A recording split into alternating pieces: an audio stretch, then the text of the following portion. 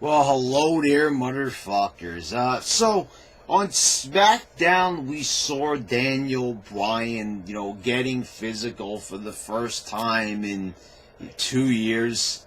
Um, and it was great to see. As a big Daniel Bryan fan, as a big supporter of his, it was great to see the man get physical. But I was legit bothered. It's not for the sake of a video or to cause waves here in the YWC and to cause a controversy, but I was legitimately concerned. There's a lot of people who don't like Bryan for whatever reason. It's a little bit weird because all the smarks like the small guys or whatever, but I guess, Daniel Bryan is not their cup of tea. They rather see a Naka Murphy at the top. I don't know what it is. The YWC is full of a bunch of goofballs. I mean, it's really strange. Like like the small guys, I like the ones that have talent. I talked about, Neville. Neville was a really great talent. I mean, this guy did the flips and shit, but he also had a really sound mat game.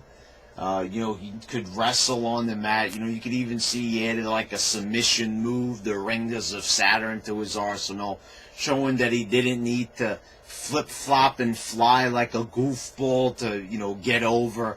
The guy also started to develop a personality. He used his accent. He started sounding like a Games of Thrones character. And he started to get over as a big-time heel. So that was a guy that I says, if you, and not only that, but the guy's fucking jacked as shit. He looks great. The look, he started adding the beard. He shaved the sides of his head. It was, it was a good look for Neville. And I says, why can't a guy like that get to the top, right? If a guy like Balor's been to the top of the mountain, why can't a guy like Neville? Why can't a guy like Enzo? You know what I said? Like Enzo, one of the most charismatic guys his size. And I said to a lesser extent, I thought Austin Aries also had a sort of charisma and the look to him, and also a pretty good physique on him.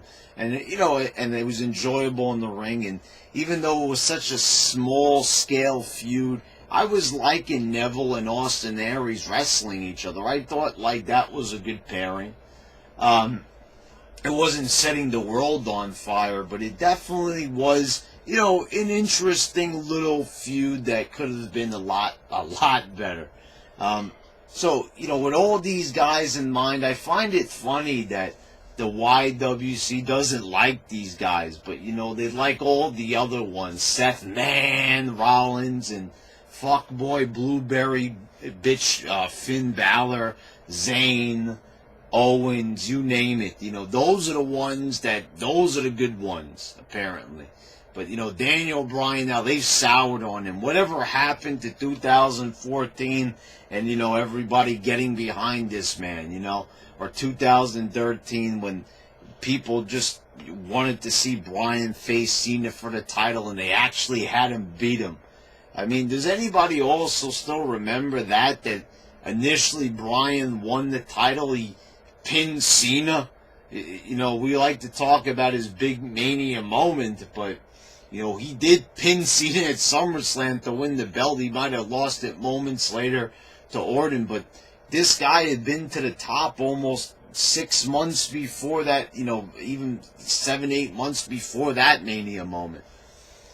So there you go. So anyway, Daniel Bryan went back into action. People are complaining, they're bitching, Bryan sucks and all that. I want to see more Blueberry motherfucker. Okay. Whatever the case may be, maybe he took the shine off of your beloved Kevin Owens, the human Twinkie, and, the cab driver. He's stealing the shine from them, because finally it felt like SmackDown had a bit of pizzazz to it with Bryan coming back. But Bryan's hitting them drop kicks. He's falling on the back of his neck. Then Owens is fucking super kicking the guy right in the head, big backlash, then smashes him with a power bomb right on the side of the ring apron. And this shit might be fake, but you're let's remember this was fake wrestling that caused Bryan's injury. We're hearing about lesions on his brain. We're hearing about trauma. We're hearing about neurologists checking him out.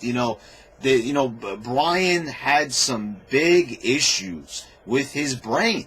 And, you want to talk about his neck. We heard about his neck, but it was mostly he had problems with concussions. And this was a big issue.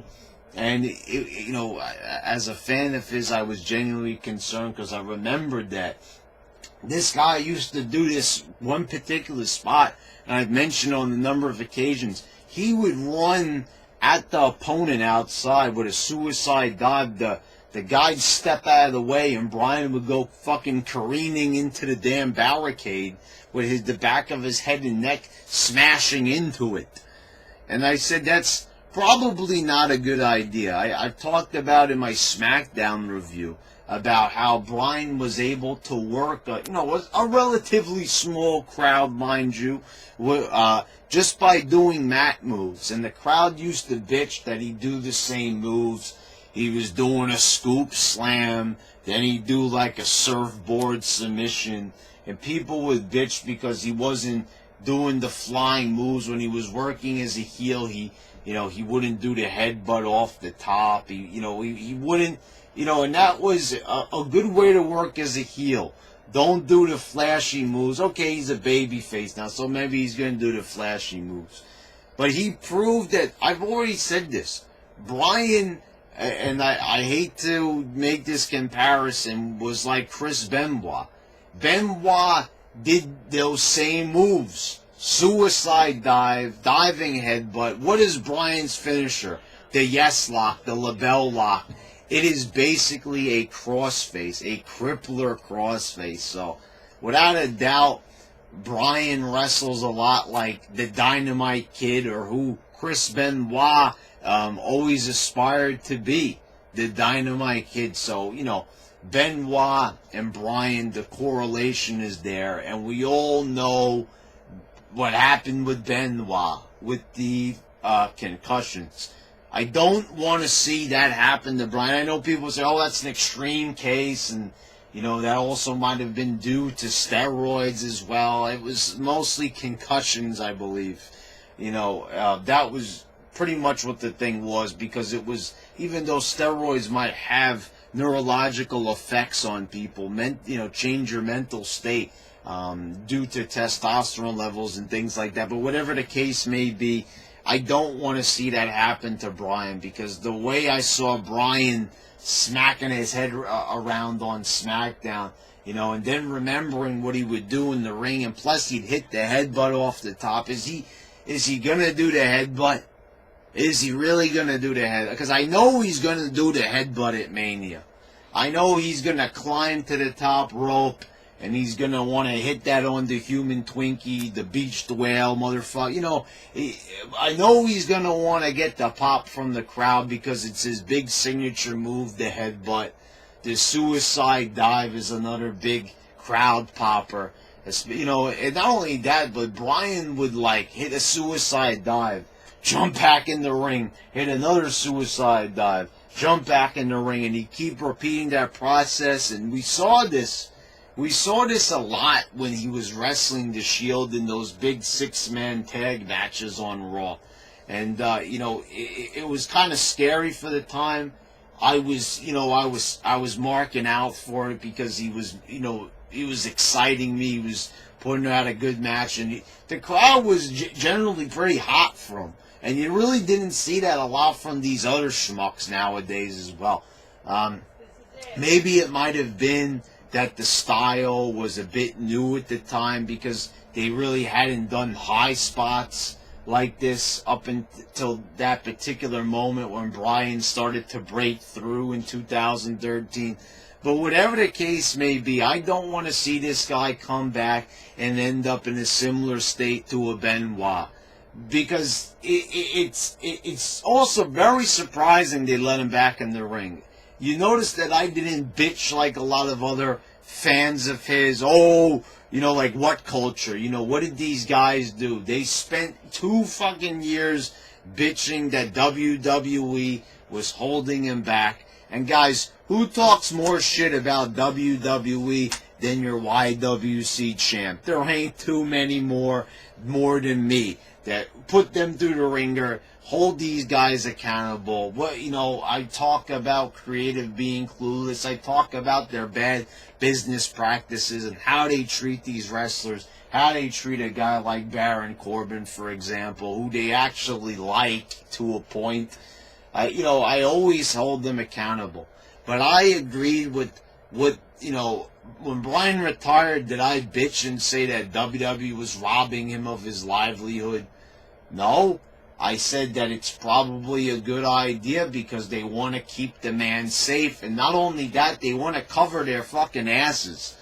Look at the wrestling lawsuit that they're involved in right now. You've got tons of wrestlers that are a part of this lawsuit. Just like with the NFL, you've got all these guys, who want to hold WWE accountable for, making them work an unsafe style, not giving them the proper neurological treatment, releasing guys that have concussions and everything. I mean, we saw how, WWE treats concussions. When you had a guy like Dolph Ziggler getting a concussion, what did they do? They took the belt off of the guy. That wasn't even due to him wanting to take some time off because he was wrestling the very next night. He wrestled in the match where they took the title off him. So you can see they don't like injury-prone guys, even though they put him in the position. And now more than ever, there is an injury-prone environment. I mean, we're talking about a wrestling environment where Seth Rollins has already ended the career of one of the biggest names, legends, and Hall of Famers of all time in Sting. This man ended the career of Sting, and I've been saying and ranting against this now for how many fucking years? It's going to be about 2.5 years since he ended his career. And he was never held accountable for what he did. He worked this unsafe style. We saw Sting collapsing in the ring during his match. Then the very next year, he went on to injure one of your favorites, Finn Balor. Injured the man, never held responsible for it. So, I worry not about Bryan's, performing, but I worry about the guys that he's going to be performing with. I think he had a match with Seth Rollins or whatever. The thing is, if he gets into the ring with a guy like Seth Rollins, he's going to be in big trouble. Because I said these wrestlers, they don't take care of each other like they used to. During the Attitude Era, during the Monday Night Wars, during the Ruthless Aggression Era, these wrestlers would take care of one another in the ring. They'd make sure when they performed the move, it would be performed in a safe manner, that guy would be able to get up. After finishing selling the move, he'd get right back up, and he'd be as fresh as a daisy. But nowadays it's all about greed and just getting your shit in and pulling off 1,000 fucking spots, and it doesn't matter if you injure your opponent. All that matters is you pulled off that move without botching it. I mean, this is the most selfish period in wrestling, and we're being told every week by Meltzer Magoo, and we're being told by What Culture, this is the best era in wrestling. I mean, really, is it? When we have to worry about a guy having legions on his brain, and I already told you in the news that they're going to be checking Bryan's status, his neurological status after every single match. I mean, why should we have to worry about something like that? Why should Bryan have to worry about something like that? I mean, I know the guy is passionate and everything, but at what cost returning to the ring? I mean, the way I'm looking at it is Bryan's career is hanging by a thread. This is kind of like Stone Cold with his neck. It's like a ticking time bomb. We already know that if Bryan wrestles for a few more years, that eventually, like all wrestlers, even during the safest periods, he's going to be met with an injury. And the neck is always the injury that always does it. You know, Stone Cold, Rhino, Scotty 2 Hotty, Steven Richards, you know, you name it, and you know, all these wrestlers, I'm just saying off the top of my head, Chris Benoit with the neck injury. It's always a neck injury. So once the neck is already injured, it's only going to be a matter of time, and God forbid it, you know, I don't want to see anything happen to him, but I'm just saying they're putting the guy out there in a really sticky situation where he's got to worry about, after every match, the doctor is going to tell him, you know, whether he can continue on or not. And it's going to get worse because we already know he's not great. He's been cleared, but that might be good enough.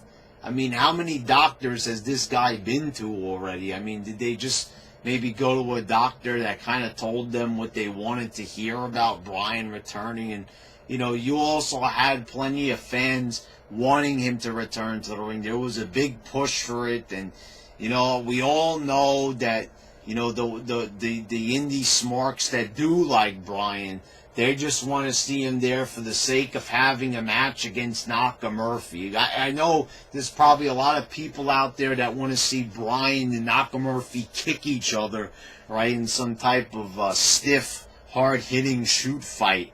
You know, kind of like what they want to see with AJ and Nakamurphy. You know, come on already, guys. It's already past that. You know, we should be concerned for Bryan.